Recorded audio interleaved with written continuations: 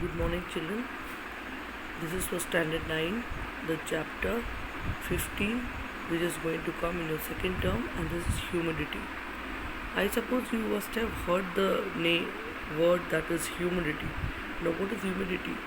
The presence of water vapor in the air is called humidity, and the presence of water can be in any form. It can enter into the atmosphere either through evaporation, through condensation, and also the process by which the droplet falls is called precipitation, and the amount of water vapor present in the air is called humidity.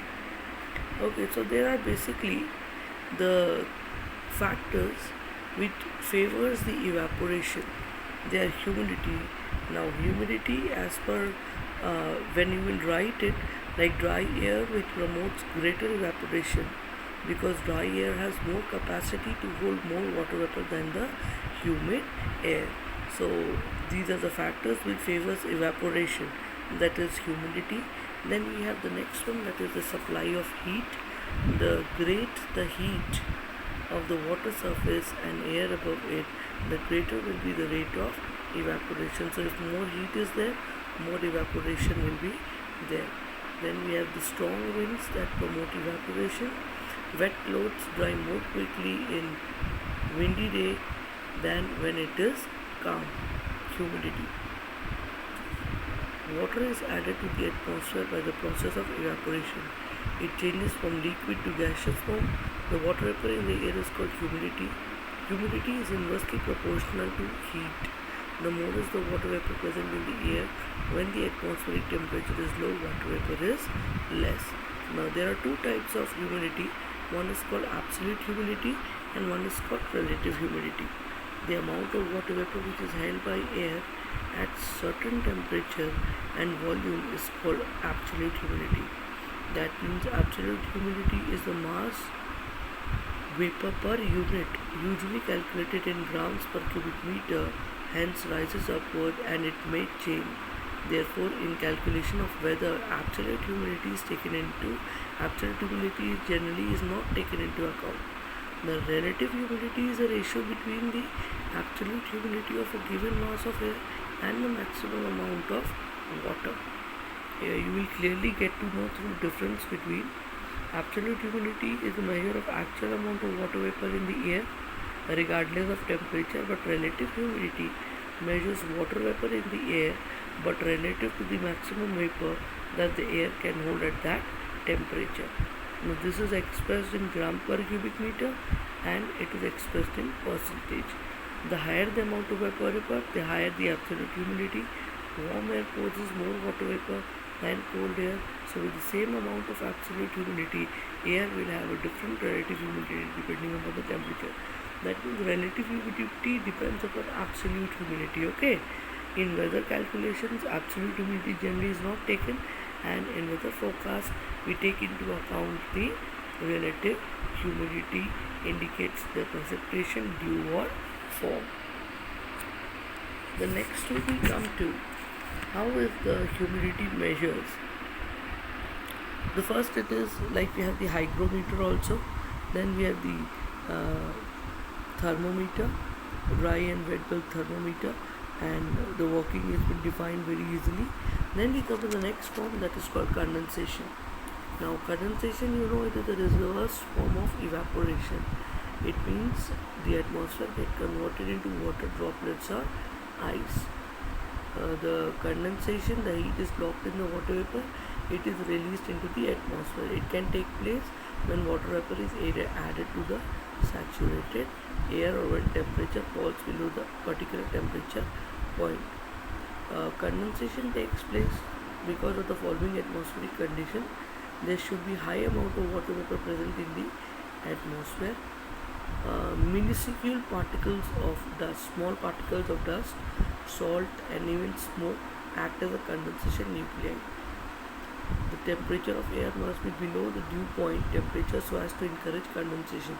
That means it should be too cold, okay, below the dew point. Now the forms of condensation are clouds. Clouds from the minute droplets of water vapor which condenses into nuclei and remains suspended into the air. You can see the formation of clouds. Okay, evaporation, then condensation, then the formation of clouds have been done. Now it is said that when the clouds are fully saturated, relative humidity reaches its 100%, precipitation occurs. Since temperature decreases with height, the ascent causes reduction in the temperature below the dew point.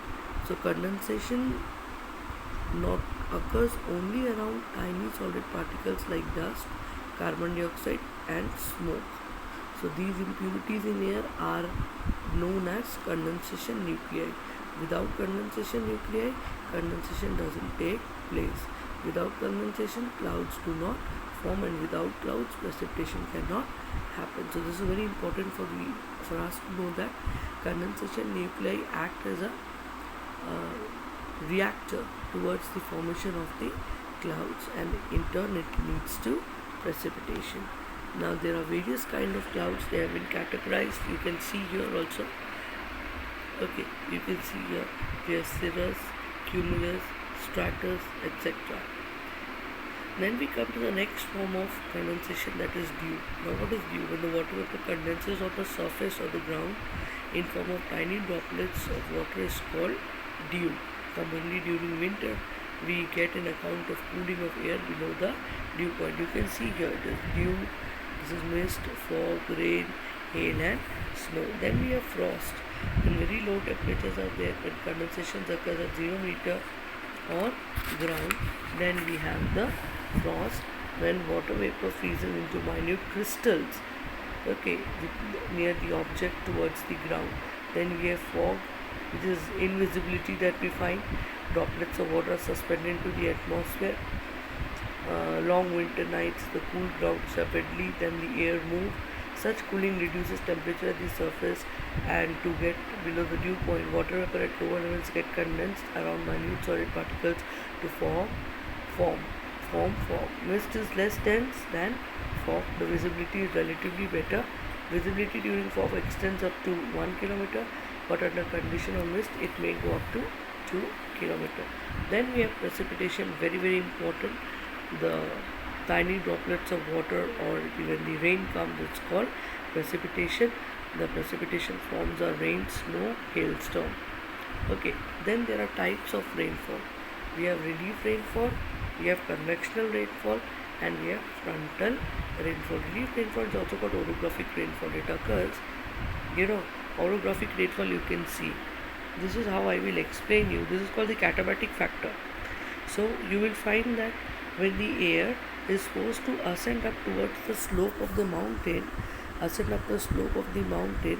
it moves up and hits the particular area, forms the clouds, hits the area and give rainfall only to that part of the mountain which faces the wind. This is called the windward side of the mountain, which receives more amount of the rainfall, whereas the other side of the mountain, which is dry enough, is called the leeward side, doesn't receive any rainfall. Now this is called the orographic or relief rainfall, that only the windward side of the particular area will get a rainfall, but the leeward side remains relatively dry.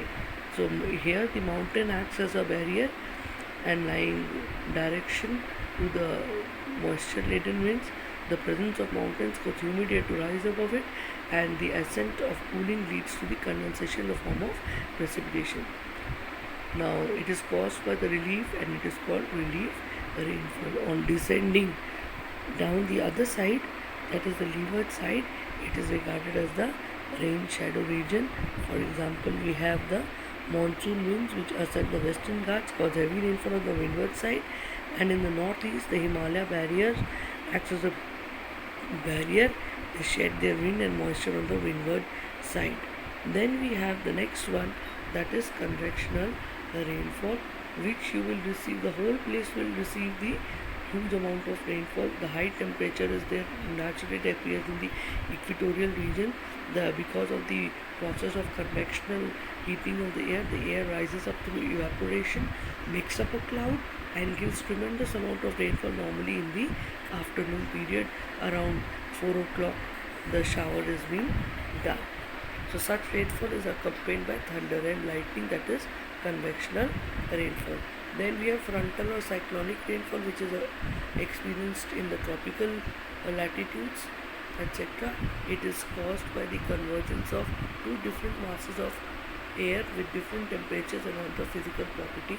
Cold air and warm air mixed together, climbs up the colder air. The boundary zone makes it the front. The rising air is cooled by undergoing frontal, and this causes precipitation. This is cyclonic or frontal rainfall. Normally appears in the tropical cyclonic regions. So you find in the Western Europe the rainfall is lighter, though it lasts several days. So this is how we complete our chapter, and next class we'll do our question answers. Thank you, children.